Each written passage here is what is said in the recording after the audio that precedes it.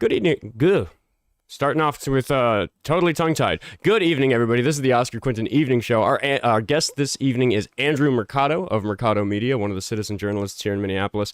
We're going to spend the whole show introducing him because we're going to find out interesting stuff about him. So I'll just do a little bit of housekeeping for the people who are new here. The purpose of the evening show is to, instead of doing debates with the public where we yell and disagree about stuff, maybe some yelling and disagreeing on this show. Probably not with Andrew Mercado, but with some of our other guests. But we are not on TikTok. This show is only on YouTube Live, which has a much less strict filter about what we can say, and it is a show for adults, so if it gets age restricted, I'm not going to be terribly upset about that. So we want to get into some stuff about what's going on in Minneapolis, what's going on in the country, and we'll get into all of that in a minute. For everybody who's just finding this as a new VOD on YouTube, I normally debate people 10 to 12 Central Time on TikTok Live and YouTube every single day, so you can find the link tree in my bio to find all that stuff, and we'll be taking some suggestions from the chat as we go, but unless my producer's glaring at me about anything else to say tonight, I think we're going to get right into it, and we're going to bring Andrew Mercado into the call. Here he is, everybody. How you doing, Andrew? What up, man? How you doing? Good to be on here. Thank you so much for having me. Yeah. For everybody, Andrew Mercado you're like a local celebrity to me. So the fact that you like know who I am and interact with my Instagram and stuff is like exciting to me. So, but I should let you explain. You know tell my audience who you are, what you do, maybe why you're on my show. Yeah, so I'm an independent journalist. I cover protests, state-sanctioned violence, war now too. I covered Russia's invasion of Ukraine for the past 3 years. But I started doing street journalism and just going live and using my live streams to really just kind of film what's happening. Not a whole lot of commentary, only when, I guess, like downtimes would happen. In 2020, that wasn't a whole lot, though. It was wild most of the time. But, I did that in 2020. As soon as George Floyd was murdered, I went down to 38th in Chicago and started live streaming and really expanded that into kind of a media company. And I've been doing that now for the past 6 years. Again, I covered Russia's invasion of Ukraine, really expanded my journalism there and went there multiple times to report on that war. And then now, since Trump became president, I've been back in the streets covering protests and the resistance to the federal occupations in multiple cities across the country, and just kind of return back to American-centric politics on my channel here and there. So here I am. Yeah, I mean, you first ended up on my radar because of the George Floyd content. I of course lived here then as well, so just trying to keep track of what was going on. I was in my office often with whoever was live streaming open on a bunch of monitors, so I always had content of yours up, keeping track. So you've been a name in my head for a really, really long time. And then of course, when Metro Surge started, my audience knows that in the beginning, I wasn't doing debate content yet. I wasn't arguing with people about it online. I was just going out and chasing ice around like, we Minnesotans tend to do. And I used a lot of your coverage to keep track of what was going on. And then, after, I think the first time I ever saw you in person, like the first time I ran into you was when we were marching up into downtown the day that Renee Good was murdered. Yeah. That impromptu march that just happened, and people just, as soon as the Minneapolis police left that one, people just started marching down. Yep. Yeah. I mean, because especially with what happened with George Floyd and all these other things that have happened here, there's kind of this like almost responsibility among those of us who consider ourselves involved as protesters, where it's like, oh, a thing happened. Well, put your boots on and go there. So we had this huge crowd. So I mean, it was cool seeing you in the crowd, but like I want to get into the Ukraine stuff later because that's fucking interesting. I've got questions about that, but to like stay a little bit on topic, like why don't you just tell us a little bit about what it was like how many days in a row did you live stream chasing ice around? Before taking a break, or just like, like in general? Just the rundown, yeah. Well, yeah, I had to force myself to take a break when I found out I had a form of cancer, which that was wild, right? Like, what the hell? Get that news right in the middle of everything happening. I'm like, okay, just whatever I got to do, whatever. And then they did it. And so I had to force myself to break. But yeah, it was about probably like 45, 50 days before I finally forced myself to take a break. And then the cancer surgery, which forced me then to have another break the day that Alex Pretty was murdered. That was my recovery day from my surgery. And I'm sitting there watching everything. I'm like, yep, get me, I got to get down there or something. Like, I got to do something. I don't care. Like, I need to help or do my media, or I can do it from a safe distance. Like, I have experience. I don't need to be up in there getting gassed or whatever, but I need to be out there or something. And then, yeah, That it was it was almost 50 days straight. And then finally I'd taken like a break here and there. And then it was another, 15, 20 days more. and Another these couple are weeks. days where you're outside something like 8-10 hours, right? 8-10-12 hours somewhere. You're putting in a full day driving around doing this stuff, right? Yeah, definitely. It started early. Well, when it first started, yeah, I was up early starting at 8, but because of the escalation of violence that had taken place, I was so tired. It was hard to get up at 7, 8 in the morning and get back at it again. Like it started being like noon and getting out there around noon, around day 30 ish plus. Yeah, it was from sun up to sundown for majority of the time. How okay, I was following it when you had your surgery because I like noticed the absence of your stream, and I went and looked and found the post where you mentioned it. How long did you take off when you had a surgery to remove cancer from your body? Maybe 24 hours, not even. Yeah, you missed a fucking day. Like, what the hell, Yeah. dude? Yeah. That's utterly savage. I mean, I'm a daily streamer, but I get to do it from this chair for a couple hours every day, and then the rest of the work is pretty chill. But I mean, like, I've had to do a lot of compartmentalization, and we can talk a little bit about like what I was up to at the time. But like, how do you have a surgery and then go back and do that the next day? I don't know, like, I don't know, just because I felt drawn to everything. It's it's my job, number one, too. But also, yeah, I just felt a connection and drawn to everything that was happening. And then to also have my friends from Status Coup, John and JT, literally with my parents at the hospital picking me up. I'm like, okay, I got to get back out there. But also, I mean, maybe it's the military in me. And, when we get hurt, we got to get back out there. We got to do what we can. It's like when you serve in the military, and it's just kind of like a similar mindset I honestly have to what's going on right now, even though I'm a civilian now, which is way better. I get to smoke weed and, I don't want to serve in the military. I do not advocate for that. Please don't go and fight and die for Israel. Please don't do that. But, it's that mindset, I think, that, where I'm at to where I'm able to rally, I guess, like that. But that's why I'm also probably cooked. Like, Oh yeah, we'll see. We'll see how we're all doing. It's Yeah.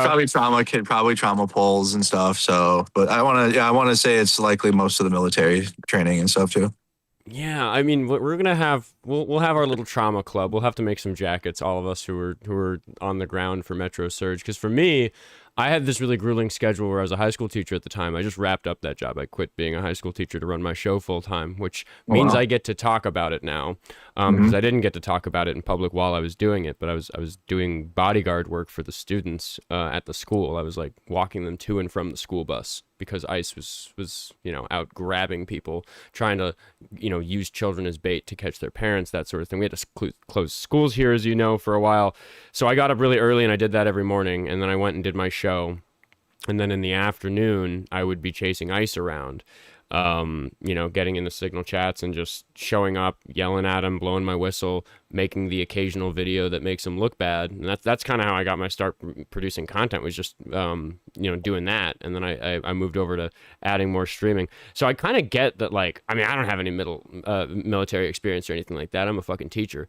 But for me, it's just this. A lot of people at the time asked me like how I'm keeping up with the hours of it, and it just seemed so obvious a thing to do as a Minneapolite, as a Minnesotan. It's like I think back on how much everybody stepped up during COVID and during George Floyd, because I'm sure you're aware of how little the right wing media likes to cover things like us cleaning up the neighborhood after that, or Yeah, they don't do that. all the other community protection, or the fact that it wasn't at all dangerous for anyone, that you could walk down the street without being harmed, even during the greatest chaos of those riots. Because it's not who we are. It's not about violence. It's not about harming people. It's just about protecting the community. Yeah. One thing that's go, please go ahead. Yeah.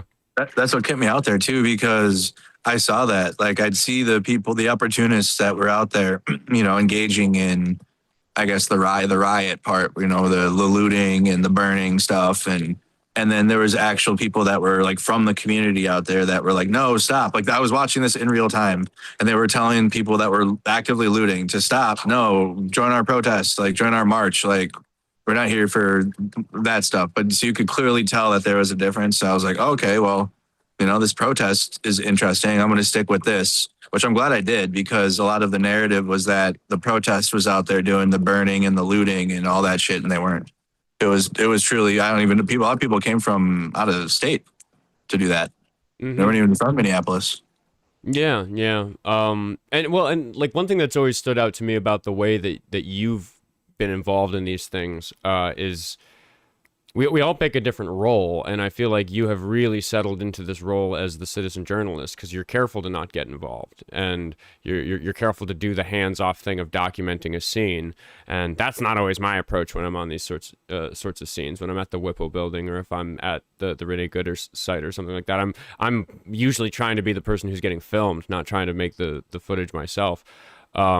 So I guess the thing I've always wondered, just looking at the way that your footage gets produced, the distance you always are from the action and that sort of thing, is like, I know you're upset. I know you care about this community. I know you're mad. Is it difficult to exercise that kind of restraint to keep like, I don't consider myself press. I'm lying to the police if I tell them, no, I'm press. Don't arrest me with all these protesters, because I am involved. I am at the front. I am yelling. I am, occasionally disobeying in order to get out of an unlawful assembly, or these mildly illegal good trouble type of things that happen, that there's enough footage of me doing for me to sit here and comfortably say that I've done it. What's it like being like an upset member of the community, but kind of having to exercise that restraint? I wasn't perfect the whole time either. There was a couple of times on my stream where I'm like, man, and I'm just going to be honest with myself, because I already disavowed it. But I was like, we should put these right-wing content creator security to work. I was saying that because I was mad, because I felt like they were coming to my state and trying to call for the Insurrection Act. So you know what I mean? So I wasn't perfect. And then I also, Nick Sorter was fighting a female protester, and then that caused everybody to get tear gassed and flashbanged. And then I straight up walked up to his Jeep and was like ready to yank him out of it and fight him. And I challenged him to a fight, and he didn't want to get out. So that it didn't happen. But like, those were a couple of times where I definitely went beyond like just filming, you know what I mean? Like but it was because of I was so mad. But yeah, it's tough to contain. I smoke a lot of weed, and it helps. But also, the benefit of it is like I can talk to the activist community and be honest and give their honest perspective. But also there's an independent journalist community too, actually.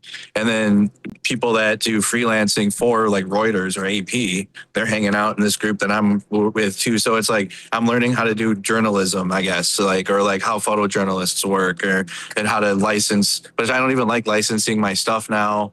Like my stuff is good enough, honestly, like on social media or our stuff, when we post stuff on social media, we might get bigger views than the mainstream news does, So, what I guess what puts me in that mindset is because I know a bunch of people are relying on this footage. You know what I mean? Like people, if I were, for me personally, again, this is just me personally, but like if I were to like put myself on the camera and start yelling at the police or whatever, like, be opinionated, people that use my stream to, file lawsuits against the police, for example, or they can fight a case because they have a clear video of what's happening, or everyone can see exactly, like without interruption or without influencer stuff or whatever. And I can do that when I do interviews, which is fine. Like I'll turn the camera around and I'll do an interview, and like that's fine.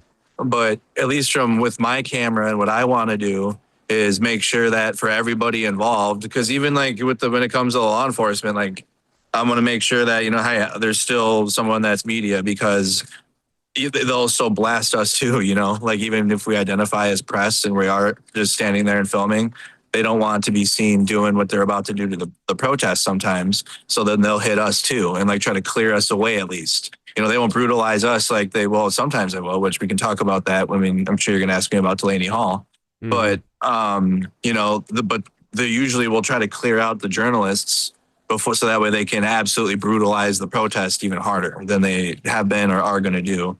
So I don't know, like, I feel like it's also because that another piece of it, and then I'll give it back to you, is I feel like it's a piece that's missing in the country. Like, journalism is so cooked, it's so done, like beyond, like, I don't even like, and then Trump is just destroying it every day. And besides, already subconsciously, we don't trust mainstream news anyways. So it's like, while Trump is destroying the First Amendment and journalism, mainstream news is so corporate and so slop. And it's like, there's really like nobody doing the work now to just provide something honest. Or like, there are people, I'm not going to say there's nobody, but like, that's, I guess, why I want to make sure I'm at least one of the ones just providing a steady stream of what's going on. And yeah, I do interject my opinions. I have made mistakes and made myself the center of the attention when I don't want to, because like, like, we can do this and make ourselves the center of attention in this situation, right? Where we're doing an at-home interview. I can fire up a YouTube stream, which I do, of just talking, right? And I can always make myself the center of the attention on my own content. But I don't want to, like, that's side content to me. I want to make sure the story is told and that it's told honestly. Yeah. I mean, you touched on a lot that's so important to, like, you and I have very different approaches to content creation. Obviously, I've found this other particular thing that I'm having some success in, but it's the same thing about this spotlight on the media, because like, or a spotlight on how unfairly the media reports on these things. You mentioned the conflict with Nick Sorter and Cam Higbee, and when you bring up stuff like that, because I'm familiar with the circumstances, I've seen the footage from that night. For me, you were present at the Savannah Hernandez fight as well at the Whipple, where this Turning Point USA correspondent got, into what I keep calling it was a parking lot scrap. It's the sort of fight that you see in the parking lot outside of a bar any night of the week, which. Yeah, bad behavior. I recognize that some of our people did some very bad things, particularly Chris Ostrusko shoving her in the way that he did. That's bad, really bad to do. But the thing that to me was the story was that we have situations like what Nick Sorter and Cam Higbee did that night, where you were also present. We have people like Jaden Scott harassing you. You can talk about that or not. Up to you. I know that one's close to home, and we have Jake Lang going around pepper spraying people and brandishing weapons at people. So the fact that we see the federal government coming down on us about Savannah Hernandez, J.D. Vance is now saying we're going to use the footage to get everybody investigated to talk about that. My story was, what the actual fuck? Why does she get the vice president and Kash Patel to help her come after us for this parking lot scrap when we have been completely conditioned to just expect to be assaulted for exercising our First Amendment right at places like the Whipple building? Like, where's the FBI investigation of Nick Sorter, Cam Higbee, Jaden Scott, Jake Lang, all these people? Which is why on the day that Savannah Hernandez was at the Whipple building, April 11th, I made a point of standing really close to her to kind of give her a side so that nobody was going to get in her face from at least where I was standing, and throw my camera full wide field of view and just film for the reason you said earlier about just making sure that there's objective, clear footage of what happens. I can't control the mistakes the Ostruskos made, the Minnesota Angry family, but I can make sure that there's really clear footage of it. And that's what I did that day, because the media doesn't want to just actually talk about what happens in these sorts of cases. And the last thing I'll say before passing it back to you is, like, I did this little media tour. I went to talk to WCCO and KSTP and what was the other one? What did I do? Was it Care 11, WCCO, and KSTP? And I did an interview about that local story, and I urged each of the interviewers that I sat down with, the big story here is that the federal government has this fight on their attention for some reason, but as far as violence between civilians at the Whipple goes, this was nothing. This is a daily occurrence for all of us. This is normal. But for some reason, she has the federal government sending federal charges after these people who committed a state-level assault. She has J.D. Vance talking on the TV about sending Kash Patel's FBI after us. Like, I urge them to say that if you if you take my advice about what's important to talk about at all, it's that imbalance. And of course, none of the three of them put that in the article. None of the three of them aired any of that. And that to me was frustrating. I did a whole media tour about it, and I couldn't even get attention on the hypocrisy that I was trying to shine a light on. Yeah, and it's definitely valid too. Savannah Hernandez, if you look back to 2025, Trump held what was called an Antifa roundtable, which he had a bunch of right-wing, Savannah Hernandez types, and she was sitting in this roundtable. Nick Sorter was there, Cam Higbee was there, Nick Shirley was there. All of the greatest hits of like these right-wing, I don't even want to call them journalists, they're propagandists. He had all of them there, and like they had Katie Davis Court from Seattle, and they went one by one in this circle talking about Antifa and like how Antifa operates and blah blah blah. And so from that moment, I'm like, okay, well, all of these people are going to have a direct line to the federal government. In my brain, in my mind, that these specific people are like feds kind of, because again, they're going to have direct lines to the government. They're being used right now. And when it comes to Cam Higbee, I've been right, because he confronted me in Chicago the first time. And I'm like, because I called him a clown, and I guess he didn't like that. And so he's like, I heard you called me a clown. I'm like, yeah, I did. Because in my opinion, I think you're a Fed. You work for the Trump administration. You're not an honest journalist. You're literally out here to try to get protesters put in prison. And that's it. Like, you're not out here to do anything else. And then also work for Netanyahu, but we can get to that in a different topic. But like Cam and the others, they literally were a part of this. So if anyone just look back, just type in on YouTube Antifa Roundtable. And then when you watch it, you'll be like, holy shit, because it's literally all of the greatest hits of chuds that we've seen here, including, again, Nick Shirley, who you guys should know went viral for slop, fraud nonsense that he dug up from already reporting from local news in Minnesota. And they I've been sending my fans after Nick Shirley for months. I want to do an interview with that guy. He's not good at talking, and I'd like to put a spotlight on that. Yeah, he's terrible. But he's part of that. So I guess like when it came to Savannah Hernandez, I already knew like, okay, she's already kind of has like access. And what's crazy is on the totem pole, she's not even like at the top of it, but she is on that totem pole. So that whole day, when I realized she was there, I didn't even give her because like, especially her, you don't want to give her attention, because then she did exactly what she did and flip around her phone and then go into selfie mode and start doing propaganda. So I don't even want to be in that. I don't even want to do that. Like, and honestly, the majority of the day, the protests didn't even notice her.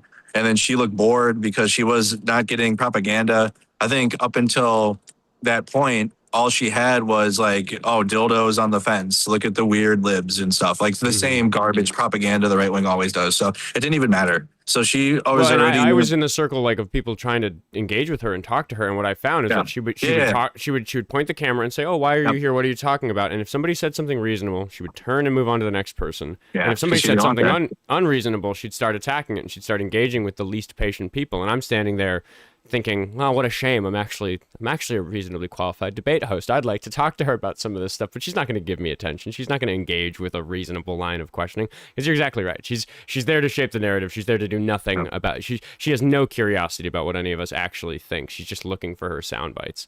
Yeah, and she might have even been a little nervous too, because she usually will go into those just like Cam Higbee will and just kind of go right at it and start. But she was, again, probably about 45 minutes she was there before the crowd noticed her, and then you had went up and started debating her with others. She was there for a good almost hour the whole time. But like, she wasn't doing in your face propaganda yet. She was literally probably just filming the dildos and stuff. So, which is like, when I reflected on this months ago on my own stream, I'm like, I understand when people want to engage with these right-wing actors and like in good faith and try to, at least, because like they're going to be there anyways.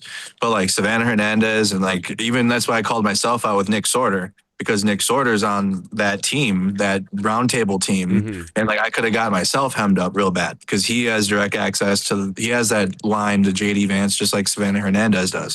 But yes, you're 100% correct. It's not fair.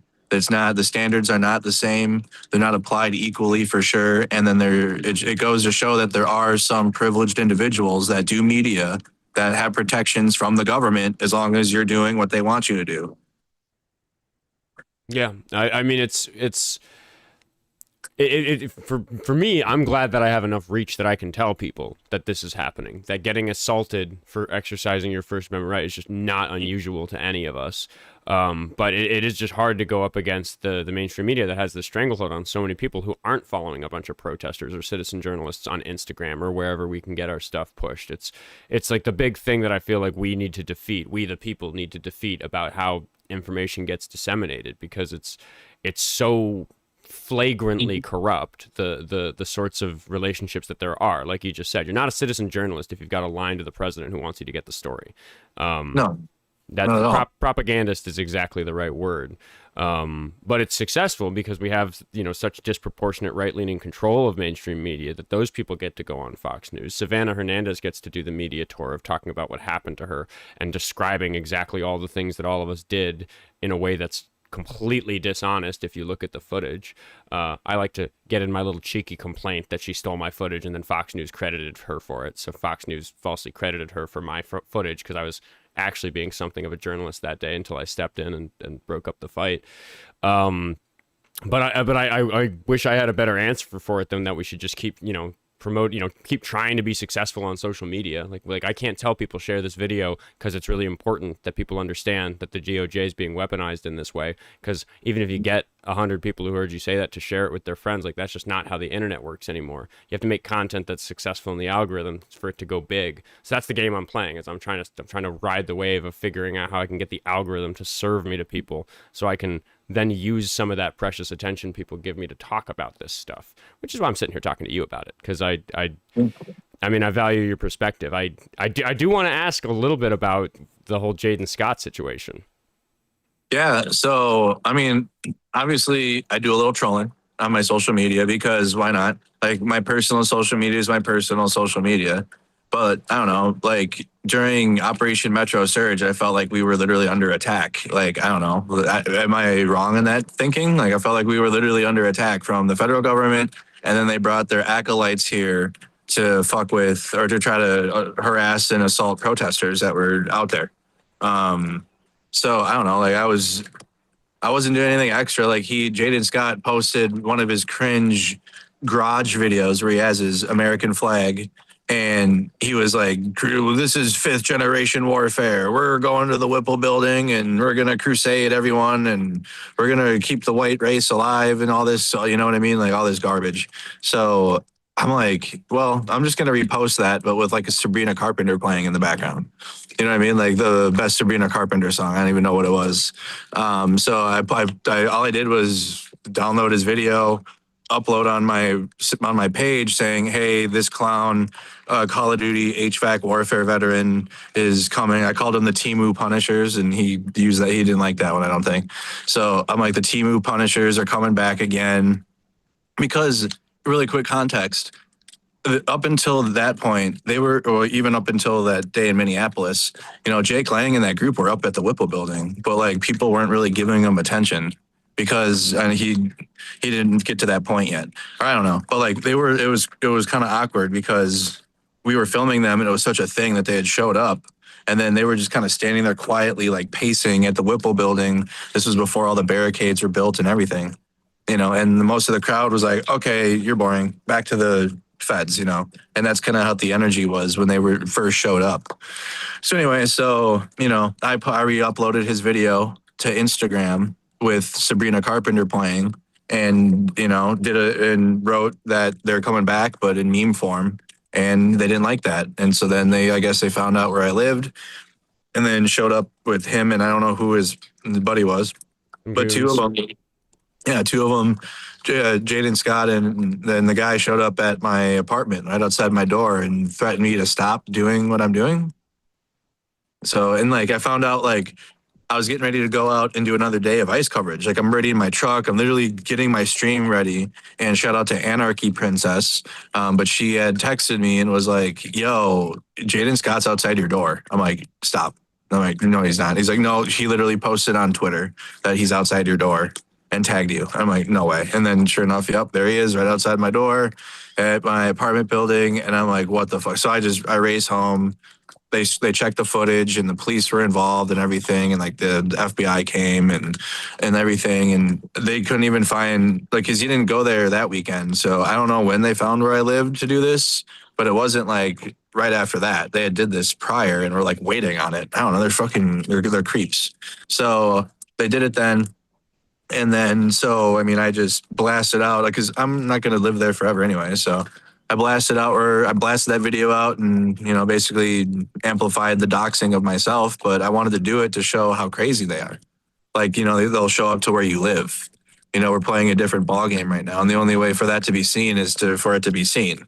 So that's why I posted that. And, Jaden, he showed up like one more time with Jake Lang at the Whipple building when they drove by in the U-Haul. But beyond that, he's basically been irrelevant. Jake Lang's still doing his nonsense, but Jaden Scott, I think he's arrested now. I think he's behind bars now. I think he might be still in custody. I do know, apparently he surrendered. Did you see his surrender? Yeah, because I mean, I will point out that a couple months ago, he did like fall in a parking lot and break his leg. He fell over and broke his leg, which, I mean, for all of us who've been in there roughing it a little bit, we can dog on the guy maybe a little bit for falling over and breaking his leg after being such a tough guy in front of your apartment door. But yeah, I don't know exactly the motivations of his surrender, but I mean, I think that the most fundamentally upset thing is that they say that we're organized. They say that we're organized Antifa terrorists, and we're trying to conspire against people like Savannah Hernandez or whoever's bitching about us on that particular day. Meanwhile, This guy can post a video from your fucking house threatening you, and that just fucking slides. That's fucking insanity. And mind you, this is a person who Kyle Wagner, one of the Minnesota 15, was arrested for interstate stalking charges because of his trolling campaign against the guy. He didn't go to his fucking house and film a video threatening him. He was just bothering him on the internet, which is what we sit around and do. We on the left are bothering the people on the right. You said you did some trolling. I've done some trolling of Savannah Hernandez to keep attention on the bullshit that is the story that she had. But the direct and clear hypocrisy is so bananas to me that they arrested a person and then I believe extradited them to Michigan for bothering him, but he went to your house and filmed a video threatening you, and nothing comes of it, right? Like, there's no, you got a restraining order against him probably, right? Yeah, I went and did that. It was recommended for me to do that from people that know law stuff better than I do. Because I mean, I would just handle it my way, but I didn't want to do that. So, just because, like, I don't know, like, there's in a fair world we could do that, but we can't, because that would just draw even more negative attention, and they'd probably grift off that. So they're like, go file an HRO, and it was granted the next morning. Like, the judge read it and granted it, and it took me like 3 hours to fill out this packet of like details, and good thing it was granted, because I did not want to go back and fill that out again, because it's boring. Mm-hmm. Going to the courthouse and doing all that. So yeah, I did that. It was granted. I don't know if they ever issued it to him in Minnesota, but they got him in Michigan. So, yeah, well, and it demonstrates the degree to which you can fight these things through the legal means available to us, but it doesn't mean that he didn't succeed at like really fucking up your day and slowing you down at what you were doing. It's like when people come onto my show and like, say the N-word or whatever, what's going to get me taken off TikTok, and if enough people do it in an episode, I get the flag for having too many people come up and say the N-word as host, and then the show gets taken down for the day, or the account gets taken down for 3 days or something like that. And it's like, congratulations, you did some obviously immoral bullshit to get me deplatformed. Is that how these people really want to win? Is really the party of the Constitution and free speech and fuck your feelings and, complaining about cancel culture and all this stuff really going around trying to cancel us in different ways because they're afraid of the message we have for people, afraid of the footage we're showing people about what's going on in places like the Whipple building? And you mentioned Delaney Hall, and we can kind of go there because I'm bummed I haven't been able to get out there. It hasn't been in the works for me. But you talked about separating journalists from the action, and that's something I there was one particular night where that happened at Delaney Hall, where they kettled a bunch of protesters in, and then, which is, where, for my audience, where they surround the protesters with police, so there's nowhere for you to go, and they just make it smaller and smaller and smaller until they can one at a time, just grab and arrest you. But the first thing they did is said, all right, all the journalists, you guys can get out. We're going to let you out, which is nice. But then once they were outside of the kettle circle, they made them leave like 2-3 blocks away, so they couldn't see what. Further. Yeah. Were you there for that? Were you out east at that point? Yep. Okay, then I'll shut up. You talk about it. I want to hear about it. Yeah. So it was like, I got out there the Wednesday or Tuesday or Wednesday before that weekend happened. And then, it was just getting escalation through the weekend. And then, that day they were getting ready to do a kettle, and it was the most slow motion kettle I've ever seen. Like, I don't know. From 2020 to where we're at now is so weird. Because in 2020, if a giant, which the protest wasn't that big either, it was like maybe 100 people, not even. But like in 2020, there were massive thousands of people protests. And when the kettle was coming, they had to do it quick. But then the protests would know to like leave, I guess, and like go and march somewhere else and like not make it easy to be kettled. So it was the most slow motion kettle ever. And like they got the horses ready and they got 3 layers of riot police. And we're slowly boxing everyone in like they were the Roman army or something. It was crazy. Like shields, and like they would get closer. And I'm like getting claustrophobic because we were like tight. Then the sergeant comes out and says, all right, if you're media, this is your one and only opportunity to get out of the circle. So we get out. Everyone leaves the circle that can. A couple journalists did not get to leave. And they were actually beaten by the police and had their shit stolen. So not all of us got out, but most of us did. And we had to stand back away. And we were like to this bus, which again was like, about 2 blocks away. But we could zoom in and we could still see. And then they came over and wanted us to go even further, like another block, 2 blocks. And we're like, John Farina was like, no, we're not moving. Like his photo, like we have to be able to see, you know what I mean? You can't suppress you can't do that. Like we're not going. So we held firm, and then he radioed his supervisor, and then supervisor said, all right, they're good there. Because everyone was live, we have national media that are watching, that are using that, and we were able to hold our ground, and the police wasn't able to push us back any further. Sorry if you hear they have like a radio on their pontoon. Oh no, the noise cancellation is doing its work. I don't hear anything. Oh hell yeah! So that's all that. That's all that had happened at Delaney Hall when it came to the police pushing us out of that circle and really trying to restrict our freedom of the press. Well, I mean, we can get that whole week was like an escalation to that point. You know what I mean? Like we can get into the whole start of it if you want. Yeah. I mean, you had something, Jesse? You wanted to get a word in edgewise? Yeah, actually. So I heard from more than one source that went to the George Floyd protests here in Minnesota that when things got really heated, they saw specifically Israeli police tactics, Israeli military tactics being used for crowd control. And that's when they were like, oh, we got to get out of here because this isn't typical crowd control anymore. Do you feel like your experience at Delaney reflects that? Yeah, I don't know. I guess I don't know the specifics of the IDF training. I know that they work with I know that police forces across the country do work with the IDF to learn how to do crowd control. But I know a lot of state police forces, especially after 2020, like rented out a bunch of old grocery stores. Like they did this in Minnesota too. And then they had the state police and a bunch of other law enforcement entities like practice crowd control inside of these buildings because they didn't know how to. In 2020, they didn't know how to do it at all. I mean, that's why just didn't know how to do it. So now they know how to do the kettling, and we're seeing it in every single state, in every single city. So it's a combination of, yes, some police forces, like I think LAPD does work with the IDF or does trainings with them. So, and we saw the kettling in Los Angeles and Minnesota, but it's the same, it's the same standard applied. But it was like, when I first got there, it was just the ICE agents. It was like a row of ICE agents and then a protest and then like oncoming traffic. And they had marshals out there to protect at least one lane and then make sure that the semi trucks could go through. And so all week it's just like ICE agents just rushing the protests and beating them, and same stuff we saw here in Metro Surge. And then when we get to the weekend, you see state resources coming out there, right? And you see the state police, you see the the local police, and they went to go establish free speech zones.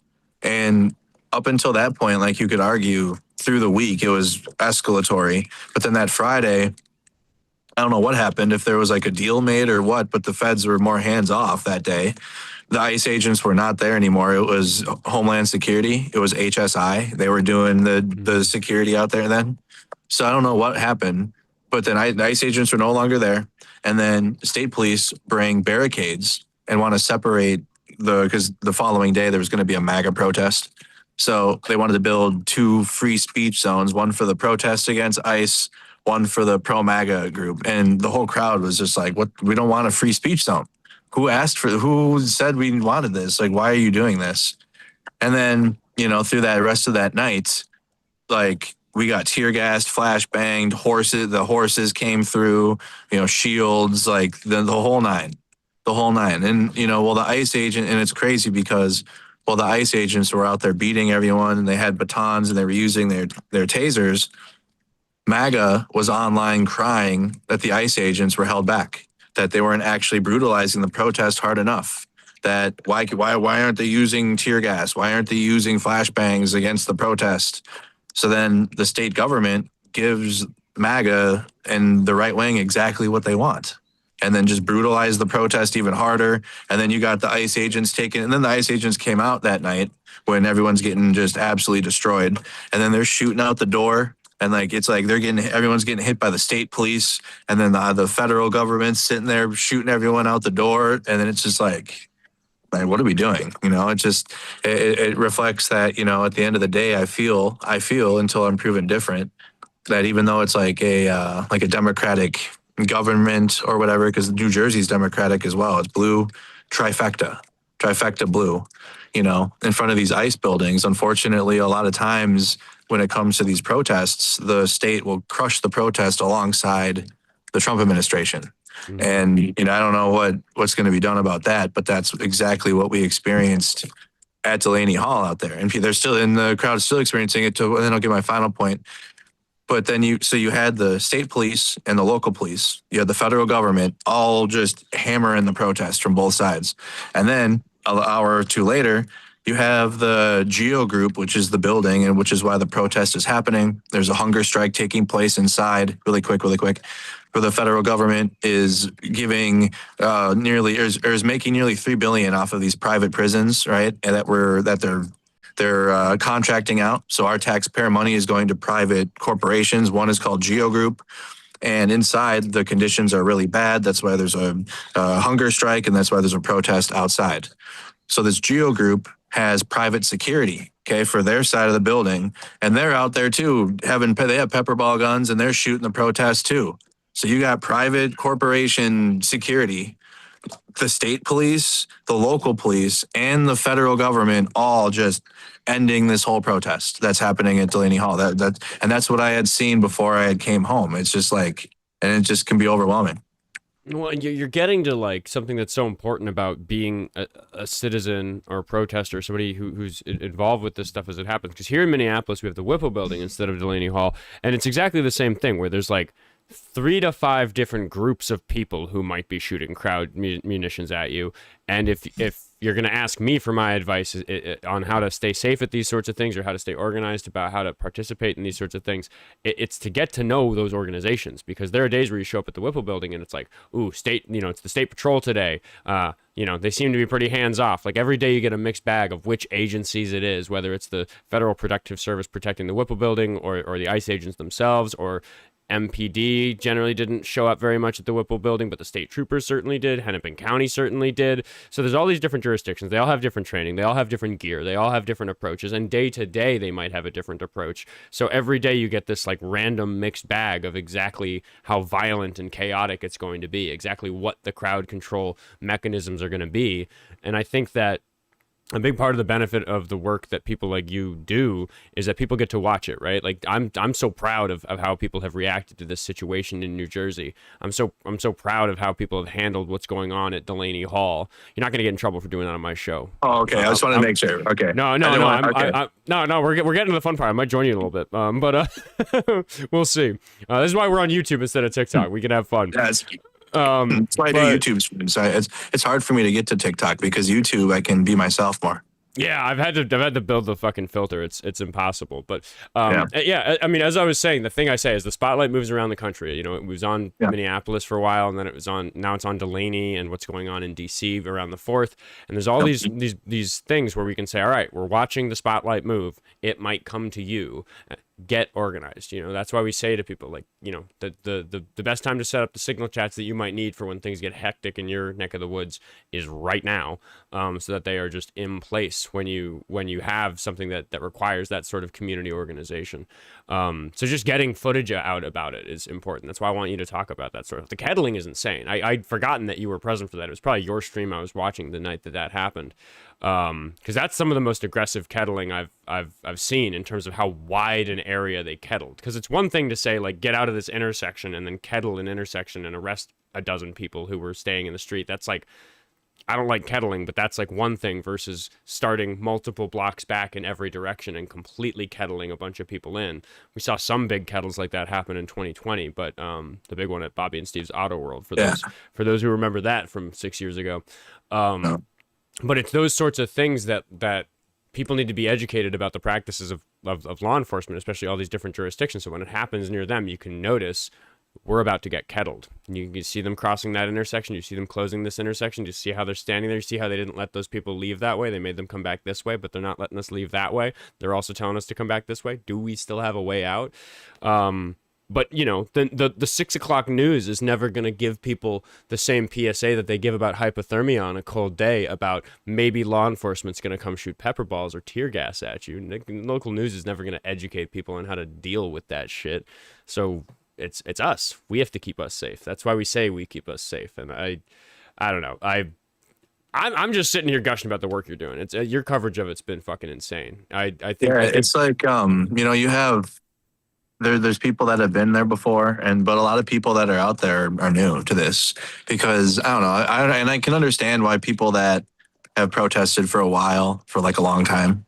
And yeah, we do get the old crowd out there, but a lot of people in 2020, a lot of the activists really haven't been out like they were, you know, and some are, they will show up, but the 2020 protests were just so massive, I was pretty disappointed.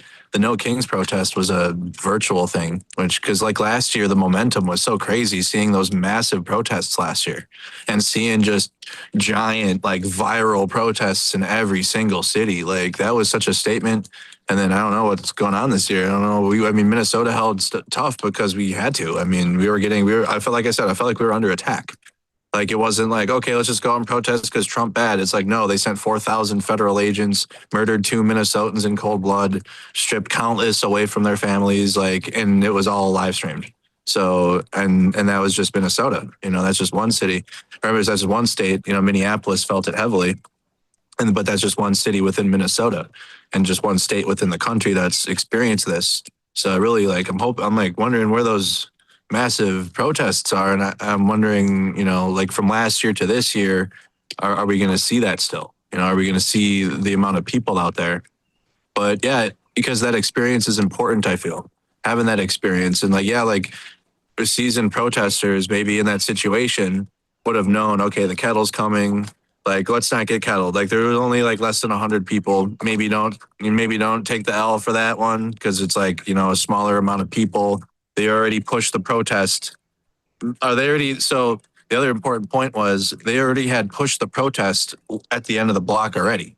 So they weren't even anywhere near the Delaney Hall because they wouldn't let them organize outside of it anymore. So they were already pushed away to the intersection before the kettle even began. And then like they told them they could go to the bridge, which was way far away, like, and they're already far away. So, you know, in that situation, you know, most protests would have just taken off and marched from what I saw in 2020.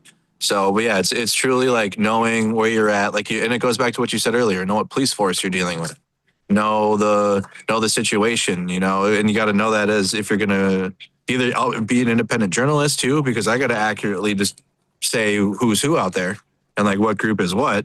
But also if you are going to be an activist or a protester, you should, know your risk management.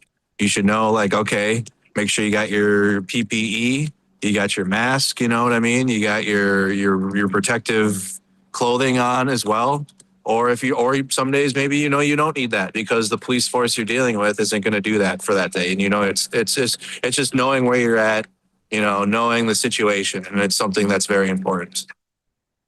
Yeah, yeah. And like the protest volume is something that's concerning me. You brought it up, but like I have noticed that things have gotten smaller in the last 5-6 months. I mean, we had like No Kings 3 was kind of this last standout, like huge thing.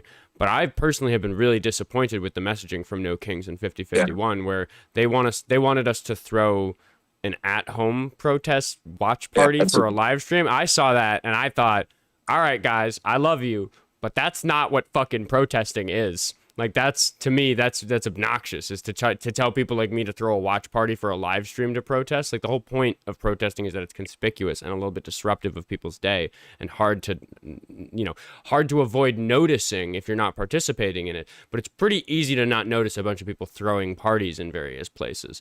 So I wonder to what degree what the federal government is doing right now is just working. They're going after organizers. They just arrested 15 of them for being organizers in this massive constitutionally protected movement to observe ICE in Minnesota during Metro Surge and alert neighbors to their presence and that sort of thing.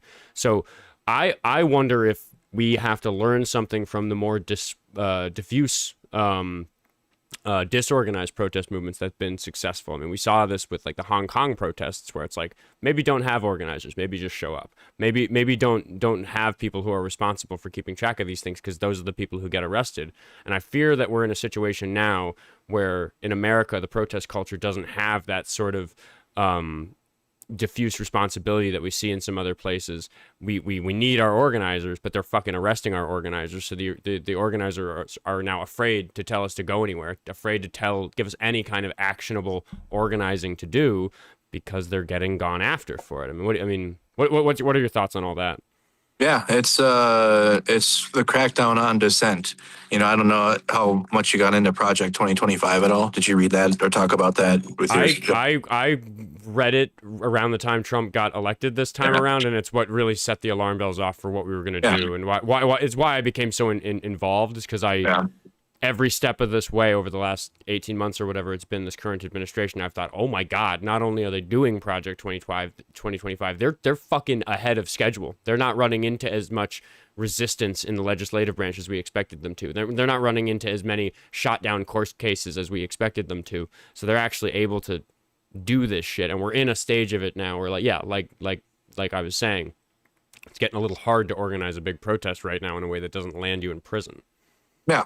And again, it's part of that whole Heritage Foundation plan, the crackdown on dissent of Trump. And like the arm of ICE, like people would argue, well, I'm just against ICE and no matter what, but like Trump and the Heritage Foundation are weaponized that agency heavily. And people have been against ICE for a while. They funded it extremely now. And the amount of new recruits that are untrained, you know what I mean, that are going into that, and they're just like, given the right to commit terrorism in our cities, basically, with zero training at all to carry out these enforcement agencies. And then you got like the Greg Bovino types that came, and good thing he's gone now.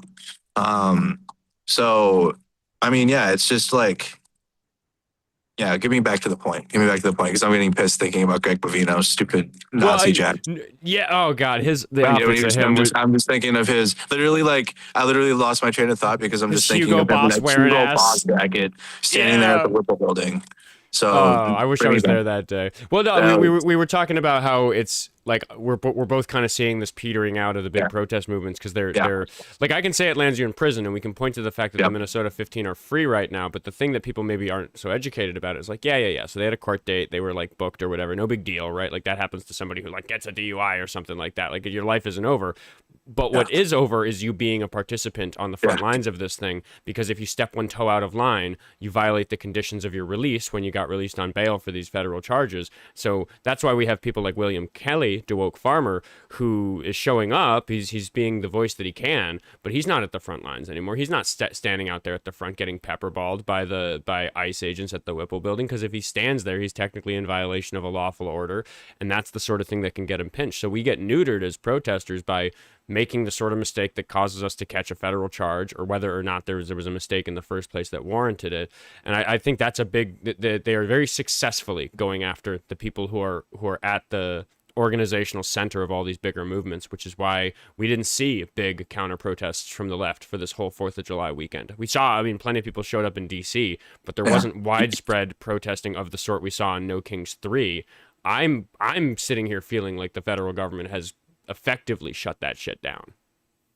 Yeah, or made it harder for people to want to, I guess, or I don't know. Like, I feel like if there was an organized No Kings again like that, people would go out again and protest or whatever. But yeah, it goes back to organizing that at home. And I got that news as soon as I got back from New Jersey too, that they were organizing an at-home tele thing, and I'm like, what the?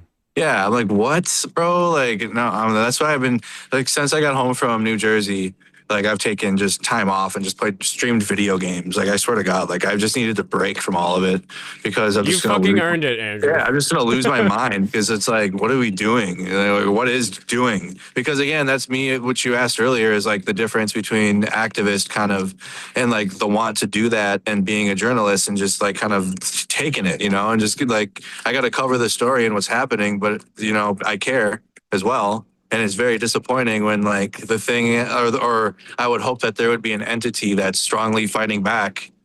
And it's like, I feel it's kind of taken the feet off the accelerator here. But I don't know. Yeah, because I guess we got to see what's going to happen around midterms. I guess it could pick back up around then and people will be protesting. I guess we'll see. I mean, I worry about the organization. We're running out of time, right? Like we're getting into the summer. It's November's careening towards us. Yeah, we're in July already. It's already July now. Yeah, and some days it's hard to imagine that it's been this long into the second administration, and sometimes it feels like it started a week ago. It's depends on the lens you're looking at it through. But I do want to. Oh, here, changing topic. Unless you have anything searing that you want to say about all of that. No. Because I want to smoke a little bit of this joint, and I want to hear about Ukraine. Talk to me about Ukraine. Wow. Well, I mean, that's a loaded topic. What do you want to hear? You want to hear about like the country, the food? What motivated you to go over there? Okay. Yeah. So we got to go back to 2021. That was, we had January 6th, which I didn't go to DC for that. I should have, but I didn't. But then Dante Wright was murdered, and I covered that whole case in 2021. And then, there was some more Black Lives Matter protests, because I truly stayed with that all 2020 through 2021. And then the last Black Lives Matter protest was actually in 2022, and it was in Michigan, and I went to it. And that was the very last national Black Lives Matter protest. So they went for 2 years, actually. So I covered the last national one. Cortez Rice United We Walk was out there with me. Shout out to Cortez. But from the winter into 2022, I had no idea what I was going to do anymore, because I could feel that the protests were ending. Trump had lost or whatever. Like Biden was going to be president or whatever. So like I didn't. I was like, I don't know what to do next, because I covered just chaos for a whole year. For 2 years, or for well over a year. What do I do next? So I'm at home and I'm playing video games. I'm on my gaming channel, which I still have. I'm playing, and people are like, "Hey, I don't know, but you should look at Russia's invading Ukraine right now." And I'm like, "What? Like what, man? Like what do you mean?" Like I didn't even know what was going on with the situation. I didn't know much about that, because I'm just an ignorant American. I only know what's happening in my own backyard. But so I pull it up, and I'm like, holy shit. Like there's like, for a whole week on my stream, on my YouTube channel, I literally had just feeds of Ukraine because they had live cameras up on the whole border, and we're just watching Russia invade, and like tanks are I, crossing the I tanks are remember crossing doing the the same border. thing with the Yeah, multi-panel stream. yeah, Every bit multi-panel of stream, and coverage I I'd could go to get. bed. I'd go to bed and wake up, and my stream would keep going, and I just go to bed with it. I didn't care because Well, I'm yeah, like, this is it's a insane. ground invasion in Europe. I don't think I Yeah, remember I'm telling to like my literally, friends, I don't think you realize how big a deal it is that there's a ground invasion yeah, happening in yeah. Europe. I felt the This same way. is yeah, Yeah, this unbelievable. so that's why I just did nonstop coverage of it. Like I still remember the mornings with like one of the live cameras was in Krishadek, in the Krishadek Street in Maidan, and it would like you could hear the birds chirping, and like the sun was rising up again over Kyiv, and it didn't get blown up. And everyone was like, "Holy shit!" Because Russians were just sending missiles into apartment buildings and everything, and I couldn't. And like, yes, many people will mention, Palestine's the first, live stream genocide, and it's like it has been, and that's very true. But the invasion of Ukraine started before that, and was like the first time for me, at least, until obviously Israel's genocide and how much video we have of that, which is insane. But like, it wasn't until Russia's invasion of Ukraine first that I'm seeing like a war happening on live stream and like in real time. And I'm like, what the fuck, yo? This, and it was so crazy to me that this was happening. And like no one really even cared, or like there was, and like I'm just watching it and I didn't know any narratives about Ukraine at all. I truly went into it unbiased. Like I had no fucking idea. Well, I just knew Russia was bombing civilians. And like we're watching this happen, and we're watching this happen on stream. So then obviously, because Russia is a powerhouse of propaganda themselves, and like just being on, and honestly it was the same energy I was met when I covered the Black Lives Matter protests, because I was truthful about them.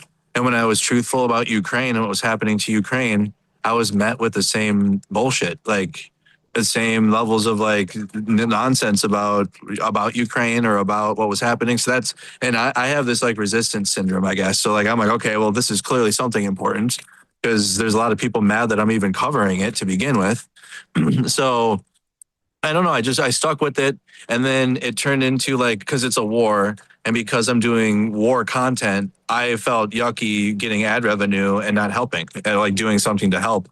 I'm like covering this, and I'm like, obviously I'm making money on my YouTube channel, and I'm like, well, there's people that really need help here, and my streams did help during the Black Lives Matter protests. Many of the organizers had their Cash App or their PayPal QR code, and I would go up to it with my stream and like, all right, everyone screenshots, so that way you can directly help. You guys can see that there are mutual aid efforts right here. Like you can see the food, that your money is going to go to somebody that's actually bringing it out to the streets. And so when it came to Ukraine, at first it was just YouTube fundraisers. And we were just doing some, I don't even know what it was, like Red Cross, which is not good, by the way. But we were doing Red Cross right away, and then just trying to help in any way we could. And then Ukrainians would watch, and they would say, hey, I don't know how much money Ukraine's actually getting out of that. Like YouTube is taking some, like who knows how many hands get that, but before maybe a Ukrainian even gets that money, like who knows? So I'm like, okay, true. And then it worked out to where there's a lot of independent fundraising organizations that were directly helping, and like they had proof of it. They weren't scamming, which there are issues with that though, of course. But like obviously I didn't want to even deal with that type of problem. If I'm going to fundraise for a problem, I want to make sure that I'm not getting scammed, or I'm not going to have people giving money to a scam. So, through time, I saw this organization called NAFO, the 69th Sniffing Brigade. That was their name of their organization. And they would bring trucks from Estonia and drive them to Ukraine. Okay, so it's like a 35-hour drive. And I'm like, well, that's a long trip to get to Ukraine. And I've done convoys in the military. So I did that 5 times and delivered about 15 trucks between those 5 convoys to help Ukraine personally. And it was like 15 to 18 trucks, I believe, some vans, just to try to help. We did drones too, a couple of drones just to help, and then medical supplies. And I would drive those to Kyiv, or we'd drive them from Estonia to Latvia, Lithuania. We'd stop in Poland for the McDonald's there, because McDonald's is way different in Europe. It's like good actually, but we'd stop there, and then the whole mission to get into Ukraine takes hours, because you got to go through Polish border security, and then you drive literally 10 feet, and then you got to go through Ukrainian border security. And it's like, they're not a part of anything. So we have to do Ukraine's whole shit. When you're in NATO countries in Europe, you can just kind of travel from country to country. Right. You don't need to stop in. Are they like? I imagine they're doing the whole thing with the domed mirror underneath, checking for the dogs, bombs in the undercarriage. I bet it's really everything. really involved. Yeah, it's intense. So it's like, and so is Poland though. The Poland part's intense too. Like they're about it, Then you literally drive a little bit, and then you're in Ukraine, and then Ukrainians do it. So yeah, I just wanted to help. So it turned into going there and then covering the war there too. So we had like a morning show, and I'd bring on volunteers like Ukrainian volunteers that could speak English or whoever, or even if I had a translator one time. So we did it through Google Translate, and I'm interviewing a Ukrainian who speaks Russian, right? Which is wild because like I have to translate that, and it's like, I don't know, it's really cultural there. People really care about their country. They don't want to be controlled by Russia. So, and like I can identify with that, and it's just pretty cut and paste understanding of people fighting against imperialism, right? Ukraine's been an independent country since 1991. We signed the Budapest Memorandum in 94.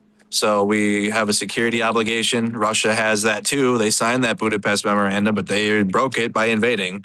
So, that talking point gets a lot of airtime on my show. Yeah, It's like sure. A lot of the people I debate with have a kind of pro-Russia mindset, and I have to bring up the history around this stuff because they violated a pretty clear international agreement to start the war. Yeah. Well, they violated it when they invaded in Crimea in what was it, 2014? Oh yeah, in 2014. Yeah, then it goes. You can keep going. The Russians have wanted what Putin really wants to control he wants the Soviet Union back, or like you wouldn't call it that again. It would be a different branding. But he wants all the former Soviet countries back. Wants all those satellite states back. Yeah, those satellite states. That's why he really I don't know if he just kind of plays Trump. I don't know if they're friends like that for real. I think Putin sees Trump as an idiot, and the Russians see Trump as an idiot.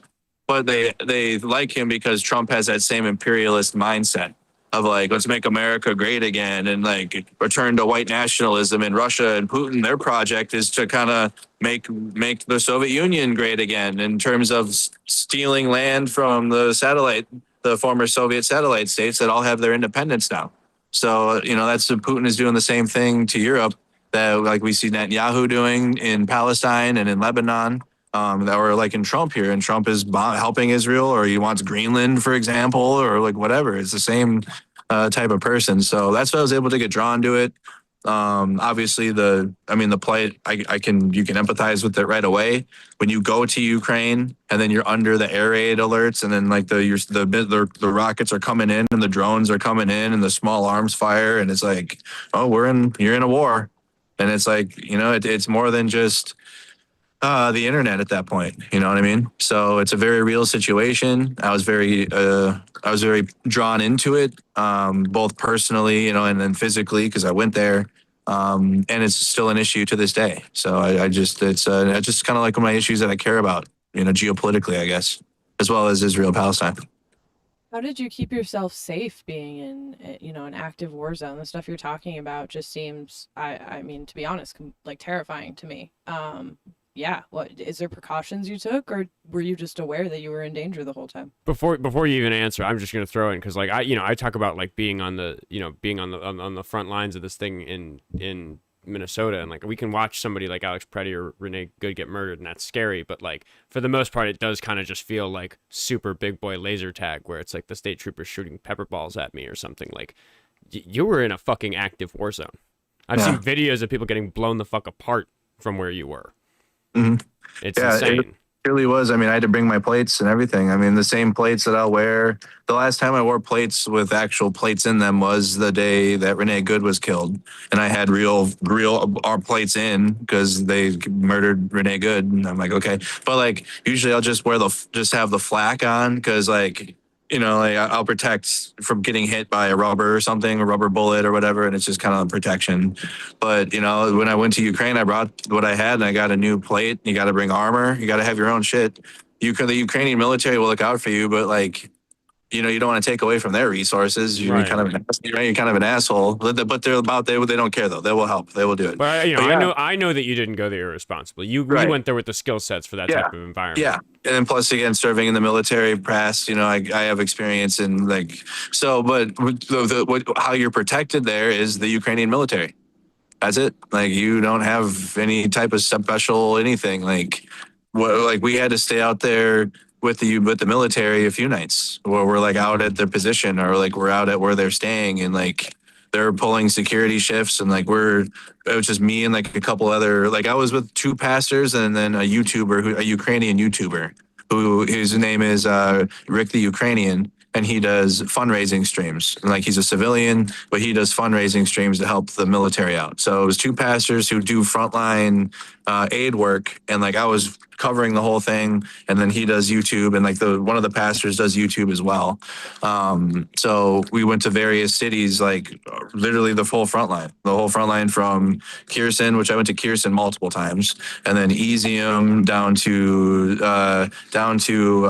Kramatorsk, and then over to Zaporizhia, and then to Kherson Kharkiv in the northeast, and then Kherson down in the south.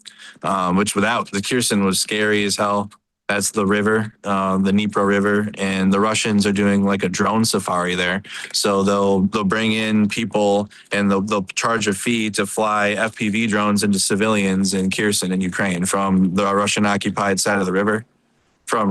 So it's just gross, and yeah, it's really scary there. Like the gas station we had to go into was all had to get something to eat or whatever. They had sandbags all up, and like they're hitting it with drones, and it's like you're just like puckered, like your body is just tense the whole time you're walking around. We went out to an artillery position because like all of this stuff we're doing and like how I would get my videos done and my journalism is we're giving them something, and then I get to do interview. I get to talk to the soldiers because we just brought them a truck. Like they're gonna do whatever, they'll talk. So did you just like essentially vlog it, like kind of like get the interview with them, but also kind of show the process of the work you were doing? Yeah, so it was like multifaceted where I kind of had to put it on myself because I did videos of like the process of the convoy and like delivering the vehicles. So I would do, videos, but then there was like a movie production company that did a video about us doing this convoy. So that worked out. But then meta. Yeah, meta. But then when I'd get there, and then after the handover of the trucks and everything, because this was like a weekend event, and then everyone else would go home, not me. I stay in Ukraine. And so everyone from the group that I go with left and goes on the train. And I'm like, nah, I'm staying here. Like I ended up staying for a month and a half the first time. Never even been there before. Yeah. So how much time total were you in Ukraine throughout this whole project? It had to have been maybe 6 months total over the five trips. Over the 5 trips, it was definitely half a year. I was there for every season. Summer, spring, winter. I was there for a winter. Like I went back to back. So with you filming what you were doing like that, did you have to worry about operational security in terms of being a journalist? You had to, you put a delay on it? Like you probably didn't release anything very quickly, right? So, I mean, it's very similar to like Operation Metro Surge, to where many people network. So like when you get there, other independent journalists, like you learn who's who. And so then you like, okay, what are the rules? Like that's where I'm at. Okay, because I already know operational security, like what can't I film? Where can I film? Where can't I? Because I mean, just being realistic, you cannot film near the air defense. Because if you do, I mean, that could get on the internet, and then the Russians know where the air defense system is, and then they'll strike that, and then they'll kill every civilian around it too. They won't just kill the team on that. So that's illegal. Some background too. For the audience, think about this in the active war zone, because people might not know this. Like they're in this arms race of planting dummies that look like air defense systems, that look like artillery, that look like a parked tank. They have inflatable tanks that they're parking behind buildings to distract people's munition systems. So information about where actual equipment is, footage clear enough that shows what's actually there, if it's current, is highly weaponizable in that sort of space. So like that was the first thing I thought when you said that you're filming the trucks and all, what you're doing. I'm thinking because if I was the person hoping to get the goods delivered, I don't know if I'd want any footage coming out exactly about how we operated. But I mean, I don't know. I trust the people on the ground to make good decisions about that. Yeah, and you have to, like, you're in their hands, especially as like a foreigner from the United States. There is no, like, when you go to the Middle East or whatever, like you're like the CIA is there and like all these, like you're not there's the US is in control of the air so that you don't have to worry about drones coming in. You like there that happens, or like mortar strikes happen, but the Air Force is in the sky, like, whereas in Ukraine there is no sky. Like there's no protection in that. The Ukrainian Air Force and their air defense teams do what they can, but they don't have air superiority. Neither side does, actually, because Russia does have formidable, jamming devices. Like that's mostly what they have, is like signal jamming, weapon systems, jammers. So Ukraine can't put their stuff in the sky because of that, but and Russia can't either because it's Ukraine's home turf, and like Russia has tried to dominate the sky but has failed miserably. Like when they first launched the war, and they're landing their helicopters at Hostomel, and all of them are getting blown up one by one by one. So Russia can't dominate the sky either. So it creates a situation to where, it doesn't, it's just, you can feel it. Like you can feel like at any moment a ballistic missile or something could just come right in, and hit. So it truly is like you're in the hands of the military when you're over there. Do you have any close calls? Not me personally, no. I know people that I'm good friends with, like Dylan Burns or even John Farina. But no, we were lucky. Every hit that we saw or whatever was like a good distance away, or like we had just left one of the towns and then we turned back and we hear it and we turn back and then a hit had just happened in the town that we were just in, which is also crazy. Like that last trip truly like messed me up a little bit, because like, while we weren't directly under the hits, like they were happening relatively close, right? But not close calls, but like close enough to where, oh shit, like you could see it physically, like rockets coming in, or like artillery in the fields hitting the Ukrainian positions in the fields too. And it's like, man, dude, it's not like war is not, a thing you want to be in, like at all. Like that, like I would not, 0 out of 10, do not recommend. War is not glory, like it's gross, like, and it's not an environment Ukrainians want to be in either. They would much rather have a peaceful country to live in. I'm in awe, man. Like the idea of getting out there and like doing that type of content. Like it even seems like it seemed kind of spur of the moment for you to just like pick up and go like get there. Like how do you like I don't know. Like I feel like we have so much conflict in the world. There's so many places you can go where it is dangerous to be. There's a lot of conflict happening in Africa. There's a lot of places in the Middle East that are obviously terrible. It almost seems obvious to me that an American journalist couldn't go do this in Iran. So it's harder in different places as possible. But it was easier, like, that the amount of knowledge and connections you need to have too. Because even when I went to Ukraine the first time, like it truly was raw. Like I went with this group, didn't know who they were, but once they got to know me and stuff, like then I was connected, and then they would introduce me to new people. So when it comes to Middle Eastern reporting, or especially even like Israel, like they do not allow that. You can go to the West Bank and get some journalism done there, but they don't allow you to go into Gaza. You got to figure out your own way, for example. So, and like in Ukraine, they did not restrict me. Like, again, they had rules about operational security and not filming the air defense, but that's common sense to me. It's like, I'm like, that's fine. I don't, like, that, quit, cool. But like, I could talk to anyone. I could do journalism on the streets. Like, I could interview anyone. We literally went to the front lines. So and people were generally chill, saying, hey, this is American journalist, just here to help. Yes. It was never an environment to where like, and even except for at a funeral for one of our good friends, like Ukrainian officials weren't even around. I was just with the regular soldiers or with other civilians the whole time. So it truly was like an open environment, honest, raw. And then unfortunately, the Ukraine's at war because Russia's invading them. What do you think is going to happen in Ukraine? Somebody in the chat's asking if you think there's a potential for small nuclear weapon use. It's something I've wondered about in terms of the course of the war, given that Russia seems pretty desperate not to give up. I don't think they're probably gonna use tactical nukes, but people are talking about it as one of the ways they might first get used in the 21st century. Yeah, I think if Russia would have by now, they would have. They're at a point now to where it's even like economically bad for Russia in the war. It's been bad for Russia for a while, but now we're at a point where, Trump isn't even interested, which is beneficial to Ukraine, actually, in a weird way. It's not good because we've cut them off, and how Trump's treated Zelensky, and he's clearly allied with Putin. But his disinterest in like directly cutting into Ukraine through propaganda or for whatever is actually beneficial. So Ukraine can make those deals with Europe, get those weapons to defend themselves and fight Russia.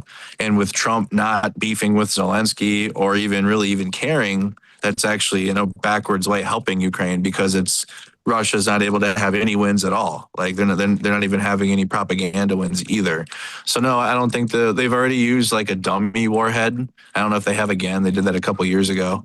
But in terms of it's just not. It would have happened already, I believe. Like if it would have. It's more of an attritional warfare now at this point, especially the way that Russia's economy is completely transformed into a wartime economy. Most of their production is in war production now. So it wouldn't be like that would be, they don't want a rapid ending either. Like they need an off ramp, but at the same time, they're like entrenched into the war. Well, and I think it's reasonably obvious that Trump doesn't want to call attention to one of the wars he's failed to end. You know, he literally boasted, of course, about how it never would have happened if he was president instead of Biden during Biden's term, which is just ridiculous. And then here, you know, it's another day one promise that he said he was going to wrap this up, and it just isn't happening. So he doesn't want to draw attention to it, because going back to what we said about the media is that if something doesn't get talked about, it's not getting talked about, because nobody wants to have a daily reminder like, hey, remember all these promises that Trump hasn't kept. But yeah, I think you're right that his lack of attention to the matter is better than what he'd probably be doing if he was giving it attention. But right, because when he was like really quick, when he was giving it attention, when he was shitting on Zelensky in the Oval Office, that was really beneficial to Russia. All Russia loves that, and they can use it and launder out more propaganda. So even though we've cut Ukraine off from giving direct weapons, which sucks. By Trump not even caring, it helps Ukraine because Russia can't use anything to their advantage. Well, and I think the visit to the White House where Vance, said, have you even thanked us? I think there's like all these particular PR blunders that are really, really bad for the Trump administration. And, JD Vance's lack of charisma is a whole topic of its own. But in saying that and then immediately having the news run the supercut because it was a big enough story to say, well, hold on, here's 30 times he's thanked us in 1 minute. Yeah. Well, it made me laugh. And especially having like a Ukrainian base at the time, like going into this Trump 2.0, because they did, like most of my audience at that point through the 3 years had just become kind of Ukraine focused. And they saw that right away. They're like, and especially because I would read every single Zelensky tweet every single day for 3 years damn near. And every single one would be like, thank you, thank you, thank you, thank you, thank you here, thank you there, thank you thanks to this. Thanks for that. Yeah, every day. So for Trump to say that he doesn't say thank you for anything is wild, because he does, like, it's part of every message he puts out. I just don't think the right has a spin that makes the story look good, so they're not talking about it. That's it. But I do sit around and wonder what actually is going to happen, because Russia is fucking running out of soldiers. I don't know the date of the latest. I'm gonna actually, ironically, we're talking about it. I'm getting back into covering that at least like 1 day a week. But because I've just been on the ground in the U.S. and it's hard. It really is hard to balance like consistent coverage on the ground like that and geopolitics, because it's like, bro. I do a different type of coverage, but I can relate completely. Yeah. I get a little nose close to the ground talking about domestic issues sometimes. Every day. Yeah, and like my pages and like are much more suited for street coverage in the U.S. And I think the more I grind on that, there will be room for geopolitics again, but I need to stay mostly locked in on the day-to-day with the U.S. and the streets. But I'm going to be returning to at least 1 day a week covering the latest within Ukraine, because I haven't been able to keep up with it lately, like the very latest at least. Yeah. Well, I mean, for me, it's like I'm getting to the point where I report on so much and the news changes so quickly that it's just more than one person's job to keep up with it. So you have to have some trust in other parties, which is, W in the chat for the mods, please. W in the chat for the Discord, keeping me up to date on fucking everything all the time. It's absolutely fucking insane the amount of work that other people have to do to keep me even halfway informed about what's going on in the world and domestically. So, I mean, that kind of gets to maybe the last little topic I wanted to cover with you. Is like, you've started Mercado Media.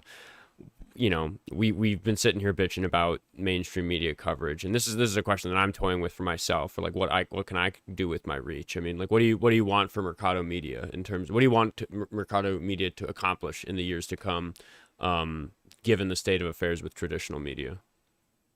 I wanted to keep growing. There's no roadmap for this at all. So I have I know I know where mainstream news has failed. And we're obviously, and I say we because you are as well in your own form, but we are filling those gaps now. And there really is no roadmap for it because no one else is going to help or whatever. Because the news is going to want to still protect that because they're corporately funded. So they're going to want to still protect their dying brand at the end of the day. But yeah, I want to just continue, keep telling the truth. I don't know where it expands after Trump after I don't know. It's hard to plan far ahead when like I need to take consistent breaks from the chaos in the streets or even like the war or whatever. So I'm just doing the best I can. And what I want to focus on though, and like something I want to do more is more like projects. So obviously, like we mentioned, I have 70 days of ICE raid coverage from the Twin Cities, but a good 45 of those are like hard hitting live streams. And I want to edit those streams into like one documentary from like, my perspective. And like, it'll take a while. It's going to be That's a project. a lot of work.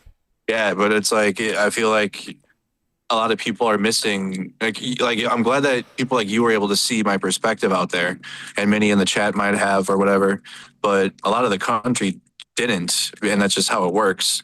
So putting together, one packaged piece showcasing like the Operation Metro Surge, at least the biggest moments I remember, or maybe I'll see stuff that I'm like, dang, that happened. I already know that's what's going to happen when I rewatch the footage, and I'm like, I'm going to be shocked all over again. But that's what I really want to work on, is like more well-produced, content. And it's not even like content, it's just my live streams, but like put into a documentary or something. Well, And I want there's so many time stills you could do that, because you could compress it to a 90-minute feature, or you could almost do it episodic. Like you could do an hour a week for 2 months, and it would be engaging. And that's something with the clarity of hindsight. Like I have a lot of regrets about what I didn't document, and how I documented certain ways I behaved and certain ways I approached things, because I had far less understanding of the social media landscape back in January and February, because I started properly in January and February with videos in January and then live streaming in February.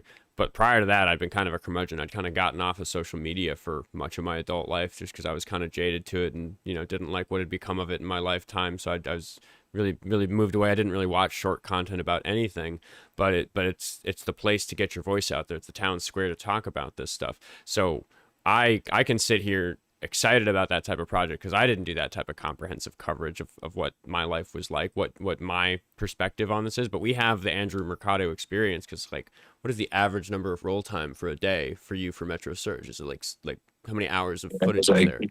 Probably about 6 to 8 hours a day. Yeah. So and that was just of the ICE raids, and then when Renee Good was murdered, then we had the nightly protests too that picked up, and we also had the noise demos too. I kept up with your sleep schedule for a while, because you had such good coverage that I could know where to go and what to do by following your streams. So I always had to know nobody got sleep then. No one slept.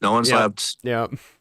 No one was asleep. But so I guess like for me, and you'll learn it too. Like I learned a lot of that from 2020. You know what I mean? And then 6 years later now, it's unfortunate. Like you go through the similar situations so many times. So it just preps you, I guess. Yeah, I mean, we're all bumbling through. And when it comes to like media strategy, you said something that stood out to me a lot a moment ago about how there's no roadmap. And for me, it's the same thing, where I can put a lot of energy into a type of content that I want to make, and if it doesn't like catch in the algorithm, or it just isn't successful for whatever reason, like it's kind of like the lesson I've learned in these 6 months is like, tough shit, go make a different video. Like try again.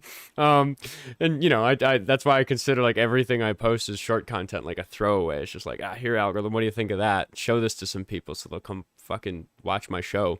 They'll come sit through like an hour and a half of me having a conversation with such an interesting person as Andrew Mercado. it's the there's this salesmanship to it. We have to defeat media who are already plugged into everybody's TVs at home. So we have to do it by tricking evil companies that we hate, owned by billionaires that we hate, into serving our content to people who maybe don't even want to see it. So like the odds are stacked for sure. The odds are not in my favor whatsoever. But yeah, that's what it is, and that's why I do want to focus on projects like I mentioned with a documentary, because then I feel like I'm creating something. I feel like I'm putting more into it because when you're doing social media, you truly are just like throwing darts at a dartboard. You're like, how about this one? Did you like that? Like I'm on Threads and I have 30,000 followers there. I guess I don't even look at it. I don't even know what it is. It auto cross post when you post to Instagram. Most of the stuff cross post. So and then I'm on there. I'm like, oh wow, like this post went viral, I guess. But like, and that's just how it is on social media now. But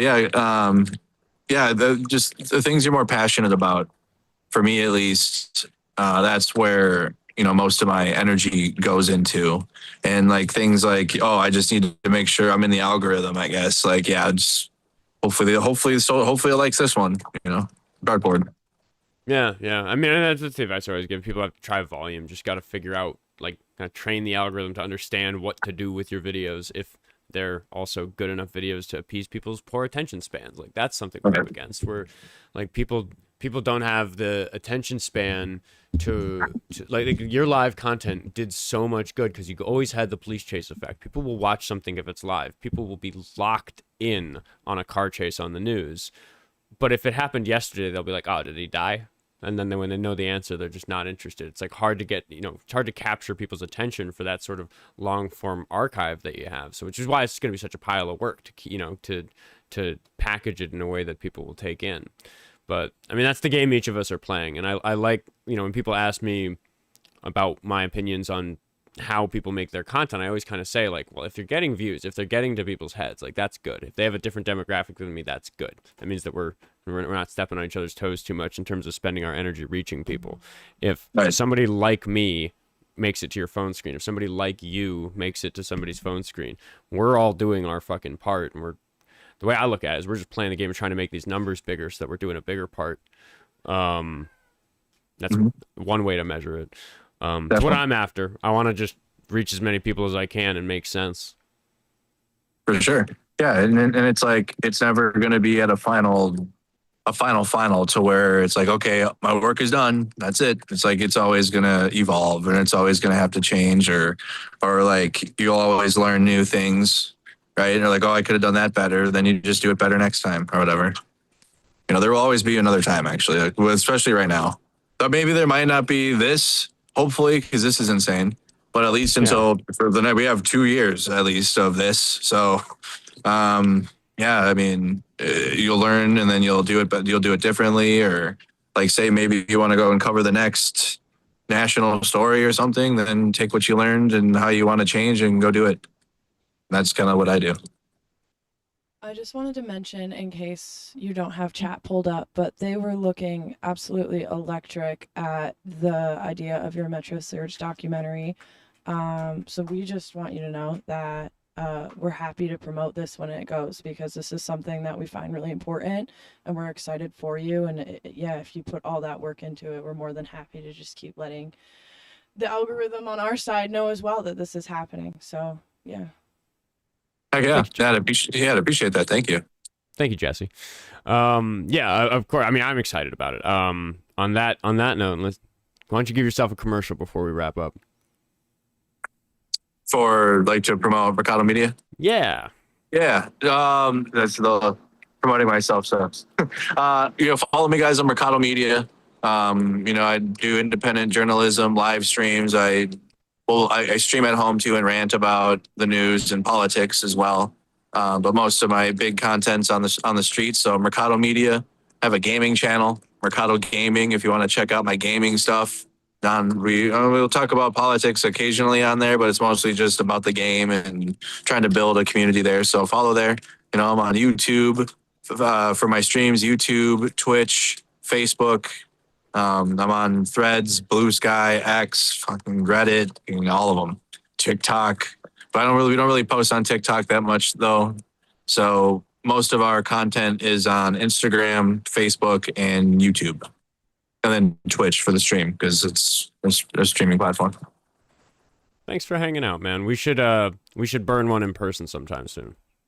Definitely, we were going to at the last one. I saw I thought you were going to take it, and I was like handing it, but it was no, you looked busy. I didn't want to be Yeah. rude and come snatch a joint out of your hand, but Yep. I certainly will the next time I see you. For sure, man. Thanks for hanging out, everybody. That's the end of the show. Members, we're going live soon in about a half hour, so strap in for whatever zaniness is going to happen in private in about a half hour. Everybody have a good night.